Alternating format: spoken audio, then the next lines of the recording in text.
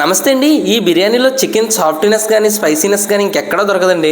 ఈ మధ్యలో చికెన్ తిని చాలా కాలం అయిందిరా మాయా అంటే నేనైతే తినేస్తున్నాను రా. మన సైడ్ అయితే బర్డ్ ఫ్లూ ఎఫెక్ట్ అంత లేదన్నాడండి మా వాడు.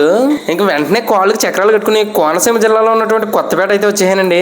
ఇక్కడ వెంకటరత్నం గారు హోటల్లో బిర్యానీ ఉంటుందిరా మాయా, ఒకసారి తింటే వదలవు మళ్ళీ తింటే కదలవు అని చెప్పేసి మా వాడు అన్నాడండి. ఈ హోటల్ అయితే చూడడానికి చిన్నగా ఉంది కానీ ఇక్కడ జనాన్ని చూస్తే అర్థమవుతుంది టేస్ట్ ఎలా ఉంటుందో. ఈ హోటల్ గురించి అయితే మీకు తెలుసు అనుకుంటున్నానండి. ఇంక తెలిసిన విషయం ఇంకేం చెప్తానని చెప్పేసి నేను చెప్పట్లేదు. అదేనండి, ప్రత్యేకించి హోటల్ గురించి అయితే మళ్ళీ చెప్పవసరం లేదు అంటున్నాను. ఇక్కడ అయితే ఫ్రైపీస్ బిర్యానీ చెప్పామండి. ఇది అయితే 160 రూపాయలు చెప్పారు. టేస్ట్ అయితే భలే ఉంది. ఇంకా బిర్యానీలో చికెన్ ముక్క సాఫ్ట్నెస్ కానీ స్పైసీనెస్ కానీ ఇంకెక్కడ రాదండి, భలే అనిపించింది. ఒక్క ముక్క కలుపుకుని తింటుంటే ఆ పీసులతో. ఈ బిర్యానీకి ఒక థమ్స్అప్ కూడా చెప్పామండి. ఇక్కడ చెప్పుకోవాల్సింది ఏంటంటే ఇక్కడ గ్రేవీ అండి. ఇంకా చికెన్ గ్రేవీ అయితే మన చుట్టుపక్కల ఇంత క్వాలిటీకి ఇంకెక్కడ దొరకదండి.